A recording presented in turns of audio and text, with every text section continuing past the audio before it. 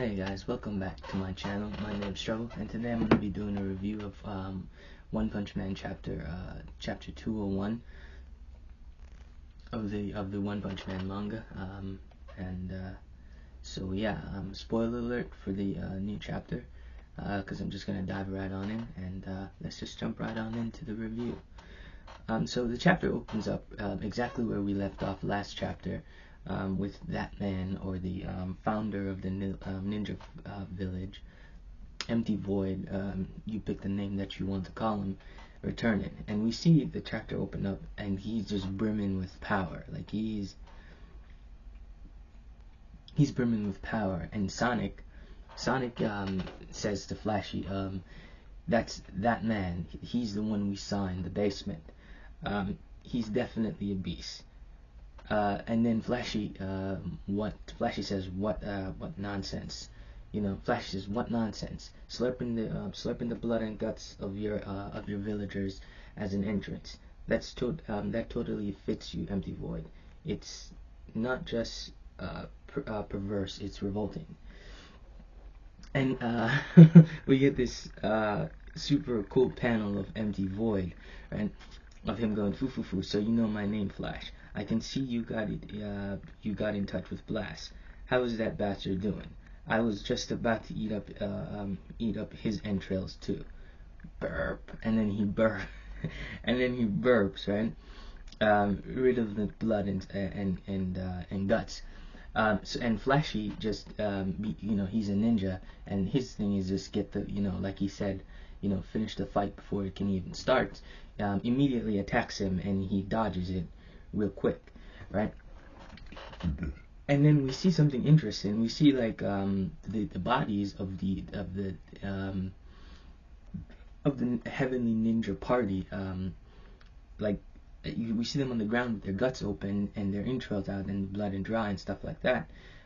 But then we see it starts to fade, and then it goes back to normal, which shocks Sonic. And then Flashy tells us what's going on. That don't be so shocked, Sonic. He's a ninja. He's good at. He's a genjutsu user, meaning that it's an illusion. Everything that we saw, that incredibly gory scene that we saw in the last chapter, was an illusion. It was genjutsu, right? It was effectively an illusion. None of that happened. And Sonic is kind of shocked about it. Sonic is like, yeah, and then Sonic does his little tsundere thing where he's like, "Ooh, I wasn't shocked. I could see right through." And he says, "I could see right through it. You think you can fool Speeder Son Sonic? Sonic's eyes with such silly tricks, you lowlife."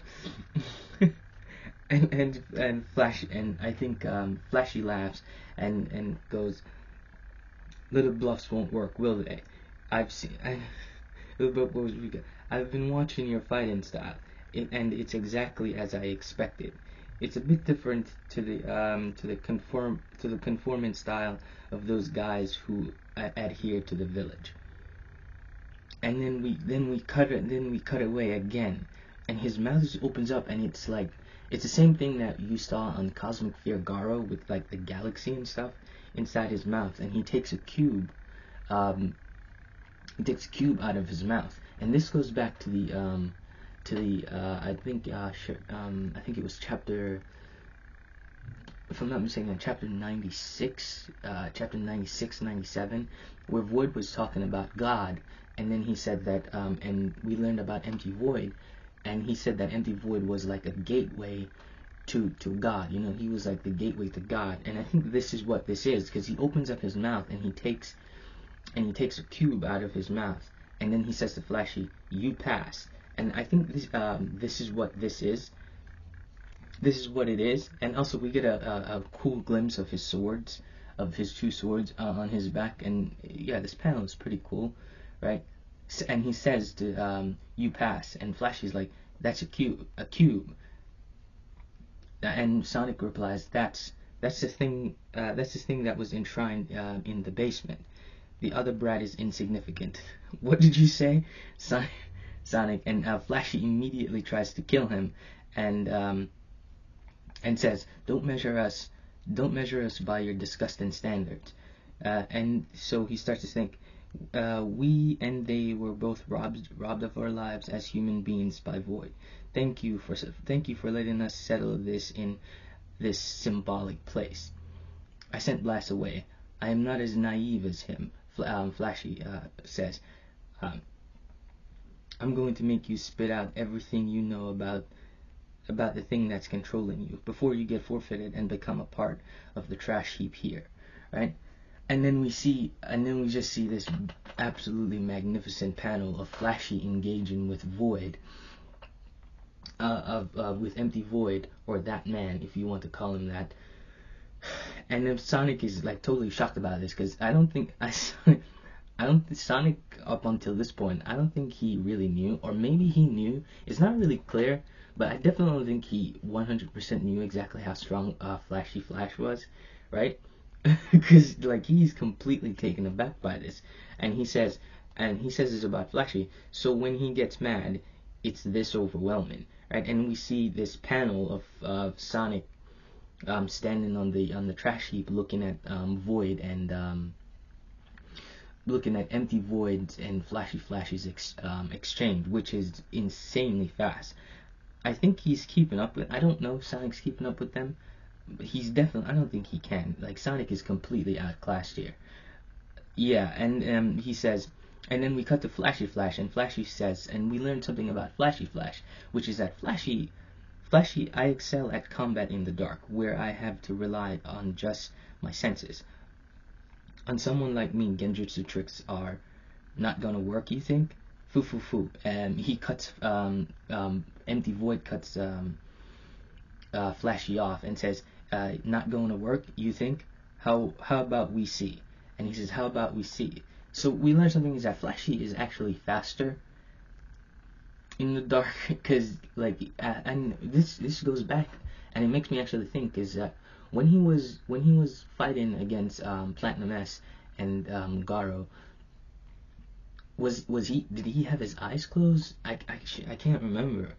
I don't remember if he had his eyes closed, and this might change everything. This might change everything, especially how we look at it.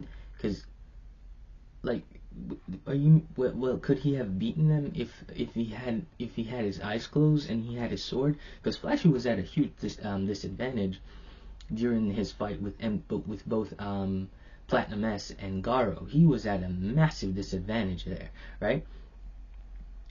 It makes you think. It makes you wonder. Is like, what would have happened if he if he had his sword and closed his eyes? Anyway, and that man says, "Oh, it's not gonna work. You think? How about we see?"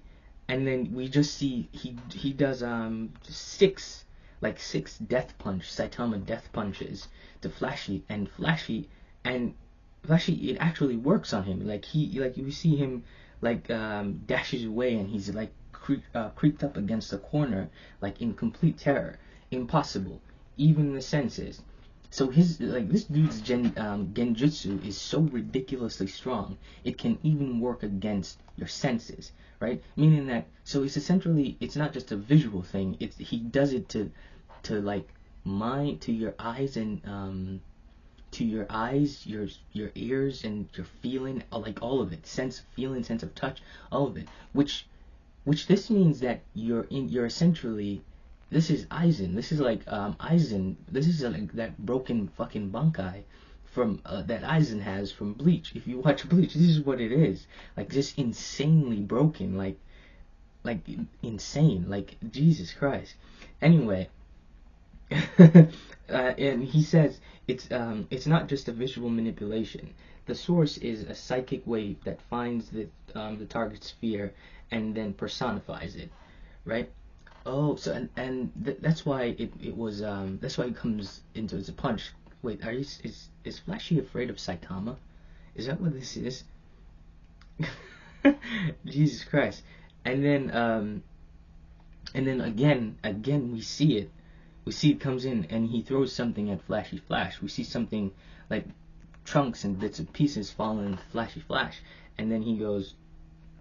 And then we see Flashy in complete fear, and again we see his we see him. What Flashy fears is Sonic dying. He's afraid that Sonic is gonna die. We see Sonic's head, and his head gets cut in half, and Flashy's completely taken aback. And that man says, and then that man just blitzes up on Flash and says, "Oh, so you can even make a face like that?" And he thrusts the cube into Flashy's face, right? And when I first read this, I actually thought that Sonic actually died, and we see, but he's not. And then we see a blinding flash of light, and Sonic goes Flash, and then that man knocks Sonic back with another flash of light, and he says it's about Sonic. Sonic, I heard that God accepted a monster cell, provoke their inferiority complex, and they'll soon succumb to temptation and accept power. That's out of the question. And then we see and once again we see Flash. Flash wakes up in the Phoenix Man dimension dream world, but this is obviously God. He says, "Where am I, Sonic?" And he cries, "Sonic, you're finally awake, Flash. I'm glad I deserted the village with you. You finally made it here. The place of dreams we sort to, right? I see. This is good." Good, Flash says. "Sonic, I was having some kind of scary dream." And then we actually see on the side of the panel, like the camera switches around, and we see that it's not Sonic he's talking to, but God. And he says, even any nightmare is better than life in the village. Starting now, the two of us will build the ideal village here. Let's do it. Let's do our best together, Flash." And he stretches out his hand to Flash, and we see a young Flashy Flash smiling, and he stretches out his hand to take the hand of God, essentially. But because it's not Sonic, and we see there's a bunch of veiny hands and stuff. And that's the last panel of the chapter. So in this chapter, we get a lot. We learn that Flashy Flash becomes even more deadly when he closes his eyes, right? He excels in the dark. And I guess he was dark, but there was a lot of light, like Garo. There was a bunch of lights and stuff run around. So I don't know what I can't tell you exactly what the implication for the Garo versus Garo, Platinum S, and Flash three-way fight that we saw at the end of the Monster Association arc. I don't know what this has to say about that, because we all know Flash was at a huge disadvantage. He didn't have a sword, right? He didn't have a sword, which put him at a major disadvantage. That alone put him at a major disadvantage. But he didn't have his eyes closed during that fight. And I don't know. Maybe I'm misinterpreting this, or maybe it's just like a specialized thing. But yeah, Flashy's like, Flashy's like, he excels in that, and to me that was pretty interesting, and that was something really fun. And we actually got a bit of Empty Void's personality during this fight, because with the whole him trolling Flashy and Sonic, with that entrance of him like devouring the guts and blood of of his disciples, essentially.